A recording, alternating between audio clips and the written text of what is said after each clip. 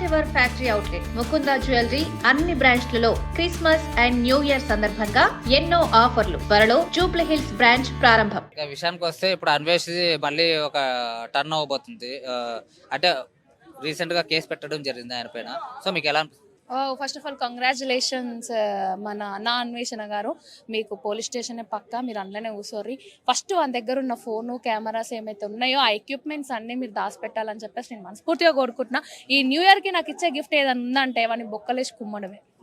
అసలు ఎలా అనిపిస్తుంది? ఒక సమాజంలో మనం బతుకున్నాం కాబట్టి అలాంటి మాటలు విన్నప్పుడు మీకు ఎలా అనిపిస్తుంది? ఫస్ట్ ఆఫ్ ఆల్ చాలా హర్టింగ్ అనిపించింది నాకు. ఏదన్నా బాధ అనిపించలే కానీ సీతమ్మ తల్లిని ఆయన ఇండియా గురించి అన్నారు. సో ఇండియా గురించి ప్రతి నా ఎదవ మాట్లాడేటోడే ఉన్నాడు. ఎందుకు మన ఇండియా అంటే లైక్ ఇండియాలో నేను కూడా ఒక మనిషినే కాబట్టి నాకు ఆ రేషం పౌరుషం అన్న వస్తాయి. సో ఇలాంటి ఎదవలు చేయబట్టి బయట వాళ్ళు కూడా చాలా మంది అంటున్నారు. సో దానివల్ల కొంచెం వాడు జాగ్రత్త తీసుకుంటే బాగుంటుంది. అంటే మీకు ఆ వర్డ్ విన్నప్పుడు ఎలా అనిపించింది? అసలు అలా మాట్లాడాలనే ఒక థాట్ అనేది చాలా, అది ఏమంటారు, చాలా చెడ్డ థాట్ అది. అలాంటిది ఎలా అనిపించింది మీకు అలా మాట్లాడినప్పుడు? అవును, వాడు ఎగ్జాంపుల్స్ కానీ వాట్ ఎవర్ ఇట్ ఈస్ వాడు చూపిస్తుంటే నేను ఆ ప్లేస్లో అంటే చెప్పుతో కొట్టబుద్ధి అయింది ఫస్ట్ ఆఫ్ ఆల్ వాడిని. ఎందుకంటే అరే నువ్వు ఫారెన్ అమ్మాయిలతో ఏమన్నా చేసుకో, ఫరక్ పడదు. నువ్వు ఫారెన్లో కూర్చొని ఇండియా గురించి క్లియర్గా ఎక్స్ప్లెయిన్ చేయడం అని అయితే నాకు చాలా వల్గర్గా అనిపించింది. అది ఇంటెన్షనల్గా తీసుకొని అది వాడిని ఏదో ఒకటి చేస్తేనే మంచిదా అని చెప్పేసి నేను అనుకుంటున్నాను. వీడియోస్ లో కూడా ఎలా అంటే ఆటగాళ్ళు అని చెప్పి చెప్తా ఉన్నారు. ఆ వర్డ్ వాడినప్పుడు మీకు ఎలా అనిపిస్తుంది?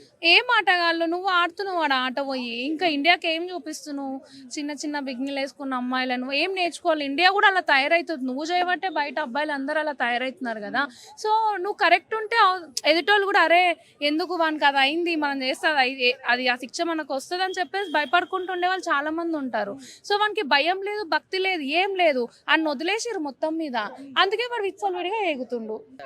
అమ్మాయిల విషయంలో కావచ్చు, అబ్బాయిల విషయంలో కావచ్చు, లేదంటే ఒక కంట్రీ విషయంలో కావచ్చు.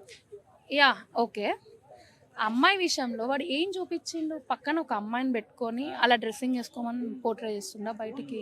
లేకపోతే ఒక పామ్ వైన్ లైక్ అవేమో స్నేక్ ఉంది కదా, అవి పక్కన పెట్టుకొని ఇలా మీరు కూడా కంట్రీ అని చెప్తుండ. అంటే వాడి నుంచి ఏం యూజ్?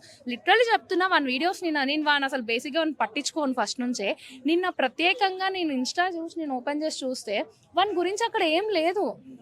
వాడు అన్ని ఇండియా గురించి, బెట్టింగ్ ప్రమోషన్స్ గురించి, స్నేక్ గురించి, ఫుడ్ గురించి, అమ్మాయిలు, అది ఒకటే నాకు అనిపించింది. సో వాడి నుంచి యూత్ చాలా నేర్చుకున్నారు, చాలా మారిరు. అంటే లైక్ ఏం మారిరు?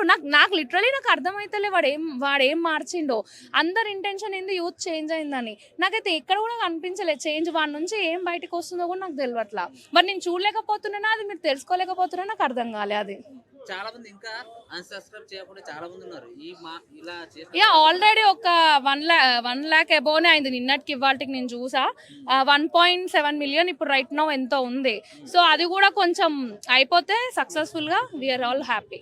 సో ఫైనల్ గా మీరేం చెప్తారు? అంటే ఇలాంటి చేసే వాళ్ళకి కానీ ఒకవేళ వినే వాళ్ళకి కానీ మీరేం చెప్తారు? బ్రో మీరు చాలా ఫ్రీ దానికి అలవాటు పడిపోతున్నారు. కొంచెం సేఫ్ అండ్ సెక్యూర్ ఉండండి.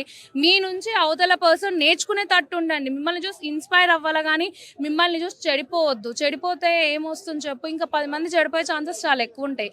మీరు ఒక మాట కరెక్ట్ చెప్తే మిమ్మల్ని చూసి ఇన్స్పైర్ అయ్యి నేర్చుకునే వాళ్ళు చాలా మంది ఉంటారు. అది